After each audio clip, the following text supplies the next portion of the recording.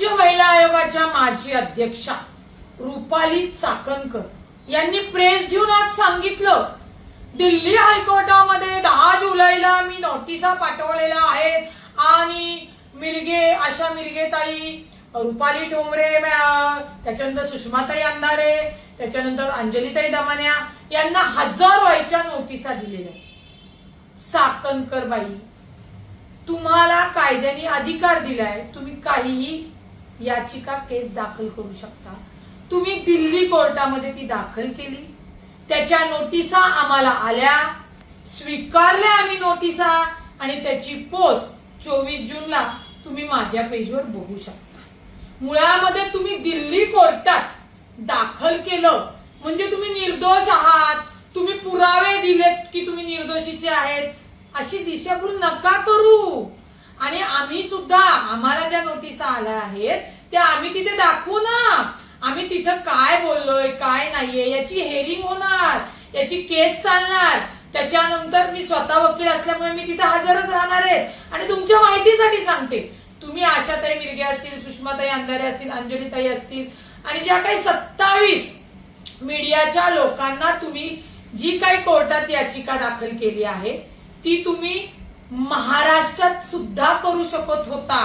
परंतु हा लिगल जो काही तुम्ही लपाछपीचा लपंडावचा तुमचा जो डाव आहे तो येणाऱ्या काळात मी समोर करेलच.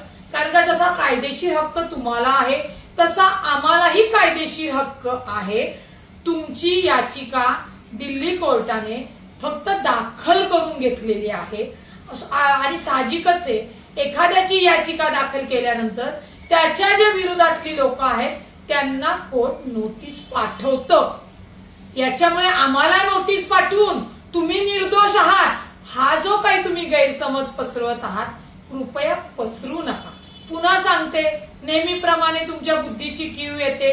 तुम्ही जी दहशत करायला जाता की मी चॅनलला केलेलं आहे, चॅनलचं ज्युडिशिक्शन हे महाराष्ट्र आहे किंवा पुणे असेल किंवा मुंबई असेल, त्यांचं जे ज्युडिशिक्शन आहे, घडलेला बंधुबाबा खरात प्रकार हा इथे घडलेला आहे, तरीही तुम्ही जाणीवपूर्वक कायद्यामध्ये बसत नसताना सुद्धा जी काही याचिका दाखल केली आहे असो, आम्ही त्याला उत्तर देऊ, परंतु तिथे हजरी राहू. परंतु रुपाली निलेश चाकणकर, आपण हे लक्षात घेतलं पाहिजे, तुम्ही केस दाखल केली म्हणजे तुम्ही निर्दोष आहात हा जो केविलवाना प्रयत्न करताय तो तुमचा अत्यंत चुकीचा आहे. आता तुम्ही जे काही आमच्यावर आरोप ठेवले असतील ते आम्ही कोर्टासमोर मांडू आणि कोर्ट ठरवेल आम्ही बरोबर आहोत का तुम्ही बरोबर आहात. आणि आपण भेटूच कोर्टामध्ये. हाजीर हो रुपाली चाकणकर, तुमचे अपोजिट सुद्धा हाजीर होत आहेत. तुम्ही काळजीच करू नका. कायदेशीर लढा लढणं हेच आमचं ध्येय कर्तव्य आहे.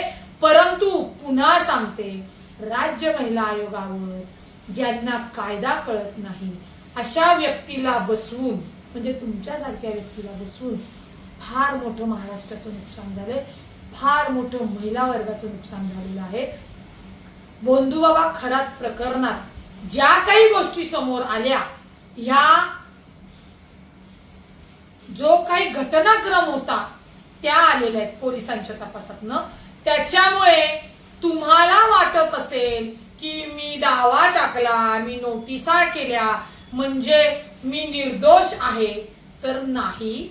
तुम्ही जो काही आमच्यावर आरोप लावत आहात तो आरोप खरा आहे का खोटा आहे ते मेहरबान कोर्ट ठरवेल.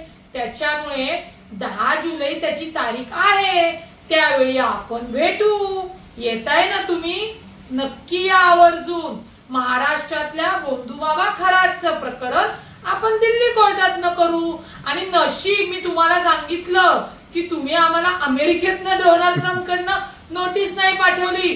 तुम्ही तिथे जरी आम्हाला बोलवलं असतं, तिथे जरी केस दाखल केली असती, तरी आम्ही अमेरिकेत तिथे तुमच्या कायदेशीर लढा लढायला निश्चित आलो असतो आणि येऊ.